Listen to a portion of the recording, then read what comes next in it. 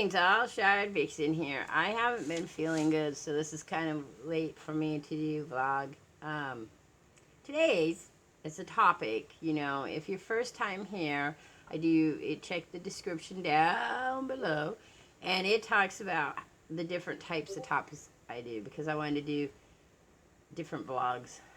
My life is not exciting, and so there isn't anything I could do that would be fun to watch. So I thought, I love to research, so I pick topics. Sometimes they're reflective of me, sometimes they're things I'm thinking of, so forth. So today is a topic one, and we're going to talk about curse words or profanity.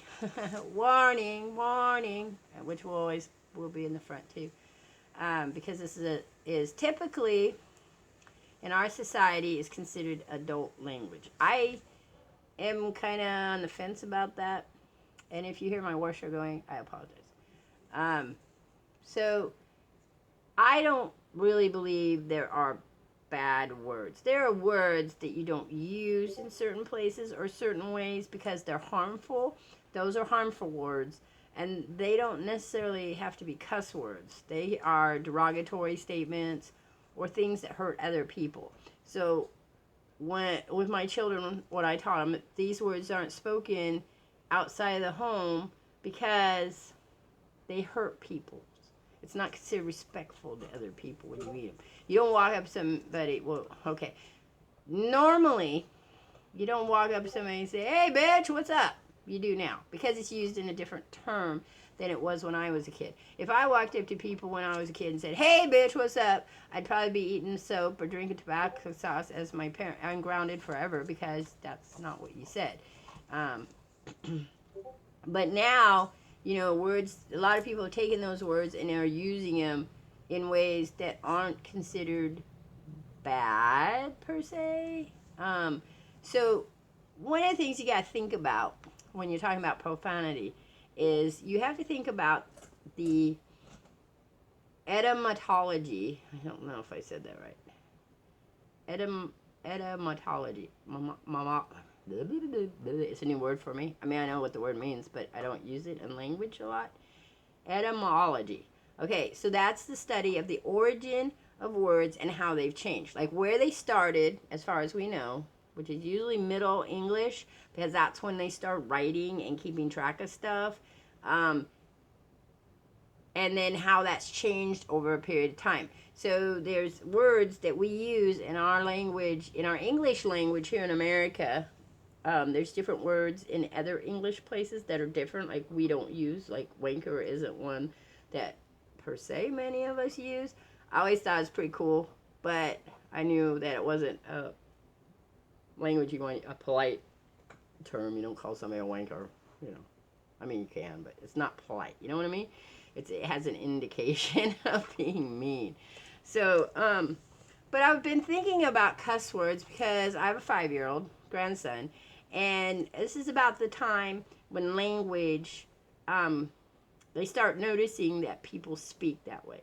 So let's first of all, for those of you that don't know, for those of you who do this as a recap kind of, I'm 54 years old. I am a mother of 2 children. One is an adult and one is a teenager now. And then I have a 5-year-old grandson.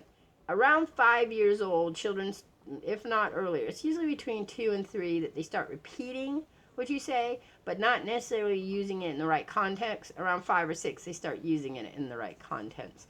And I got an itch. Hang on. Looks like I'm eating my hand. And both of my children and my grandson are very good, are very into that whole repeat what the adults say kind of thing too. And now, my grandson, Boo Boy, is now using it in the right term. And different words in different households are seen differently.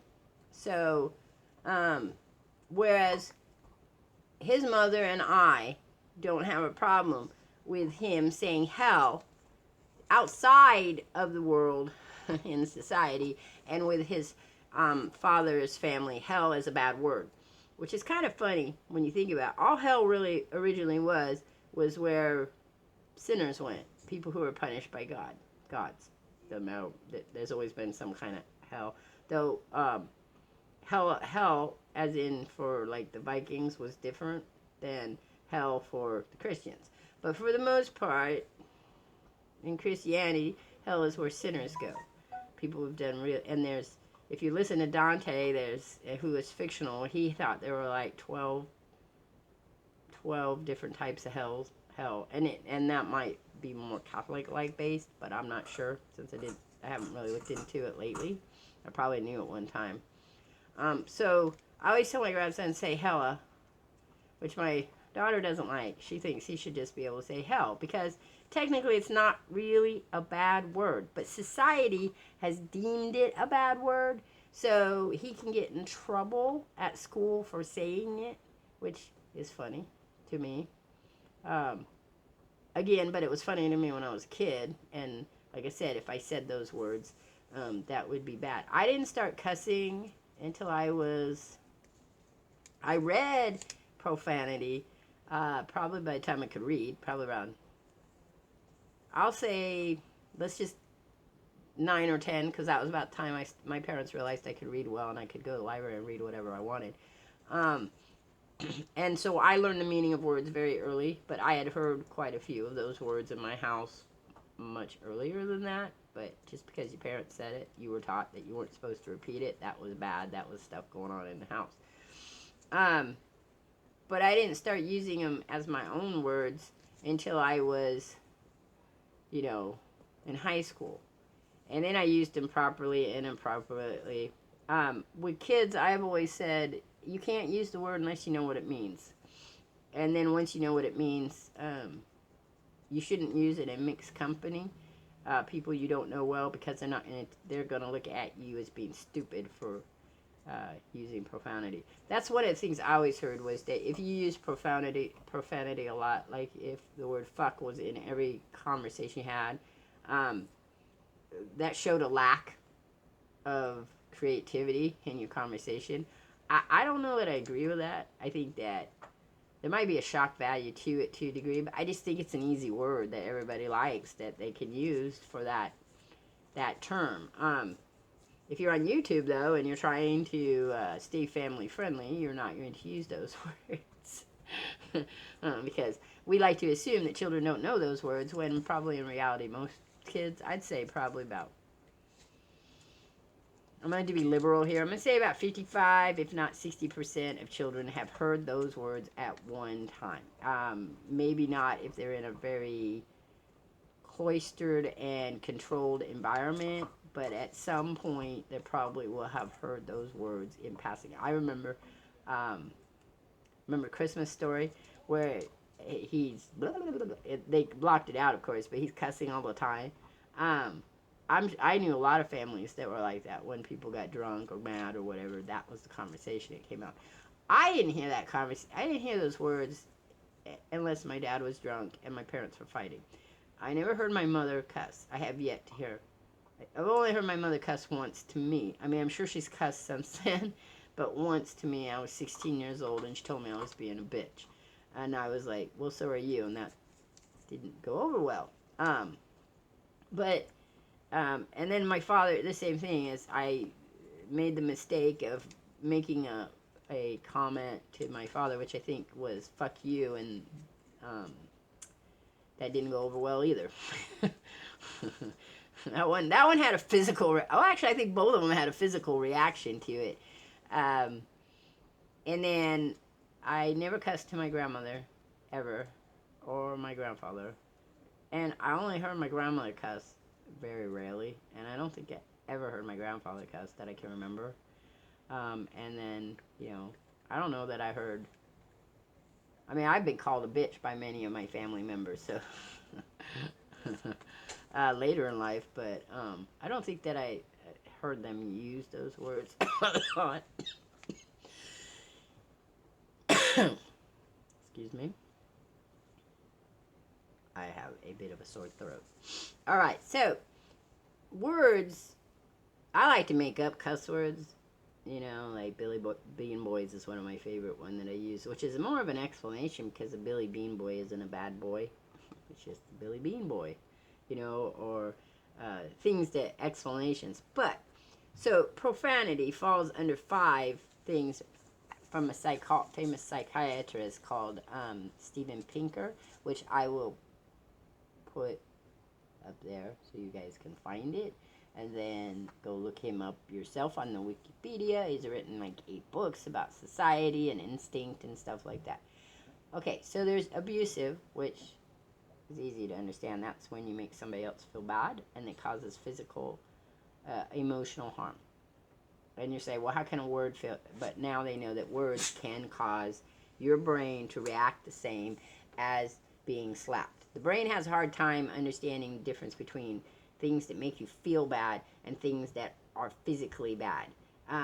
So a lot of times the words used in abusive language are just as horrendous as being slapped. People say no, but they've registered the brain in studies and have found that to be true, which I thought would be an interesting study. So do they put a bunch of people in the room and have them yell at each other and then have them hooked up and wired? Because when you start a study like that, at first people are going to laugh and think it's funny. But if somebody really is being abusive to you, is using abusive language to you, at some point your brain's going to start to get upset. And then that's when they probably register it. I find that intriguing. I've always have, because that's one of the things I used when I worked with children, was I explained to people that negative words, they don't have to be cuss words, but just negative words have a huge impact on the development of children's emotional health. Because of the fact the brain has a hard time telling the difference between that. And really, it kind of does, you can see that also in adults, because research shows that adults prefer to hear 5 good things to 1 bad thing. The 1 bad thing causes so much damage that they need 5 better things to repair the damage for that. So that's kind of interesting to me. You can agree or disagree. There's research out there on it. If you want, let me know and I'll share you with some of the studies that have been done. I'm probably not going to put them in this vlog, but we can talk about that for sure. The other one is cathartic. I have a hard time on that. It's cathartic. It's where you say it because it makes you feel good. It helps you release stress. I'm sure some of you can pick the word up, but remember, my brain now has a hard time with words. It just kind of like, I can't see it. I can hear it, because it's like a cathartic. Never mind. I'm not going to go there. I'm not even going to go there. It's not worth the effort. Anyway, so that's where you say, fuck, to help relieve stress. Or if you ever watch any of my video game playing, there are points when I get to that rage level, and it's, blah, fuck, goddamn son of a bitch, motherfucker, Christ, because you're relieving the stress. It's not intended towards anybody. It's just the way it is. Then there's one that I didn't understand. I've seen it used, but I know where it's being used in written form, but I don't know how it does in speaking form, and that's this heathenistic, and that's when you make people think bad things about whatever you're talking about by using that negative word. So like, he was a real bad motherfucker. So your brain automatically goes to that, like, that's a negative thing. That's not, now it might be a good thing, but at the point in time, in most of society, that's not a good thing. It's just not. So it's to cause negative thoughts about the subject, really. You use it that way. The other one is empathetic, right? And that's to get attention to whatever you're talking about. So like, wow, that's a fucking large, big, whatever, it's like, oh wow, what's going on with that, And then of course you have the last one, which is another one that I've seen, but I'm not really sure that I've used it, and it's a sign of internal contrast, and I couldn't give you an example of that one off the top of my head, and it's called idiomatic. Idiomatic. Okay, it's hard to do vlogs sometimes because I don't talk well. Anyway, I am using notes because my brain's not working well. So one of the things I found interesting, though, in researching this, because I wanted to talk more about, and I'll have all the places I researched, which was mostly just wiki. It's just that's it. I just quick check out, see what the actual meaning was, is Baccarum. Baccarum. That is where a word is taken as an acronym, but isn't. So one of the example of that I had been taught that I thought was great was fuck, and that was supposed to mean like fortification under centralized king. Apparently, it doesn't mean that, which is really interesting because it is spread around in Ren fairs as meaning that. As in, like, it's a good reason why you can say it because it doesn't really mean intercourse, it means something else. But it doesn't. It literally, fuck means intercourse. Um, and I will share the wiki list of English profanity. I'm not going into any other kind of profanity. Though I will note something that is always interesting to me. So the word cunt, I don't like the word cunt, personally. It just sounds yucky. I mean, I know people say vagina sounds yucky, but and clitoris, I like the word clitoris myself, but that sounds like you got this cool, exotic thing down there between your legs. But cunt has always just rubbed me wrong. It's like slut. Those two words just make me angry. They're very vulgar, I guess, for me. For me, they're very vulgar. But I had talked to a guy from Australia, and he's like, cunt is not used that way. And it literally means good or pow or whatever, And I'm like, wow, that is a big difference. I mean, can you imagine if you were in an elevator or sitting someplace with some guys from Australia and they all start calling you cunt? Or calling each other cunt, which is more likely. You're like, words that I find that people have harder time with are the proper terms for body parts, like vagina, uterus, not so much, I think, because very few people know what a uterus is sometimes. But clitoris, people have a lot of hard time with that word, clitoris. Vagina, not too bad. They don't have much problem. I haven't. I mean, people, if you get in front of a bunch of kids and you say vagina, they all start to giggle. But penis, for some reason, causes even grown men to laugh. I don't know if it's just the word's funny or what, but they don't like to use the word penis. They prefer to use dick, weenie, whatever. My John, I've heard that one a lot. My John, I can call my penis. I don't think I would call my clitoris my Sally. I've heard people say that. Or, what's the other one? My milkshake? My milkshake? Yeah, because that's that song. I mean, some of those words are just like, really? Really? Really? Y'all want my milkshake, I guess. I mean, it sounds nice. Has a better ring to it, I guess, than cunt.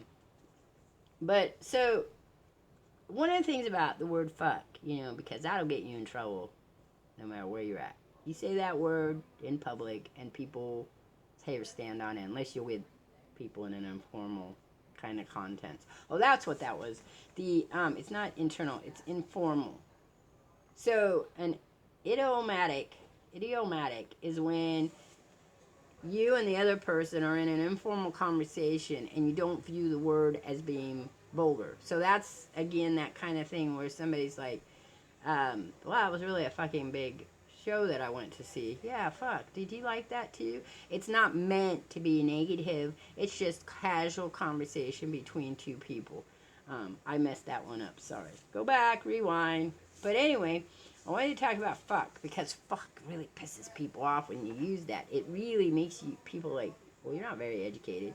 And women using the word fuck, oh my God. I remember that was like, no, ever. Even when you were around people you knew that were male, and the moment you said, and it was informal, and you said fuck, that people like, that just made you look stupider. Because, yeah, everybody can cuss. Whatever, yeah. Everybody can cuss. You may say whatever you want to say. I have problems sometimes if I don't know the person and I feel that they're becoming too informal before. But that's just my being raised.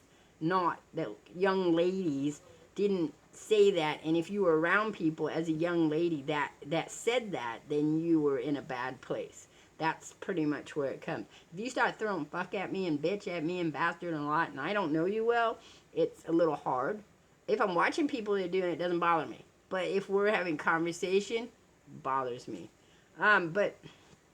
So, fuck comes from Middle English as well, and it actually means that, to have intercourse. That's what it means, to fuck. But it's not listed into like 1310, and it's not even in the dictionary. It's in the dictionary by 1598. But it had this the first time it was used, that they can follow the history for it, because it comes from Middle English with dramatic in it, and there's a Swedish form and a Norwegian form from that time period, is Roger Fucker by the Veal. And it's thought that maybe that was a tongue-in-cheek reference to someone, or possibly a deprived sexual act. I thought that was funny that it lasted that, that's how it started. I find that always interesting. I mean, bitch means dog in quite a few languages. You use bitch originally because that person... Bitch was used for women originally, uppity, slutty, whore kind of people. Actually, you didn't have to be a slut and a whore, but if you were an uppity bitch, you probably were a slut and a whore. And it's a derogatory statement for many people until recently, in the last, I'd say, almost 20 years, it's been turned around to be a word that women can say to each other, but not necessarily can men say it to women unless you've given them that permission. Of course, like I said, it's an unpleasant woman, but could be an unpleasant man. It's been considered a bad word, actually, from the 1700s. It's a pretty old word. I didn't know that. I thought cunt was kind of a new word. But it's a really, new word. That's interesting. Bastard. Bastard is a word that's meant the same thing from Middle English as well. They don't even have a date when it was started to be used. But there's a lot of other words in languages that mean that. I always found, I like the word bastard.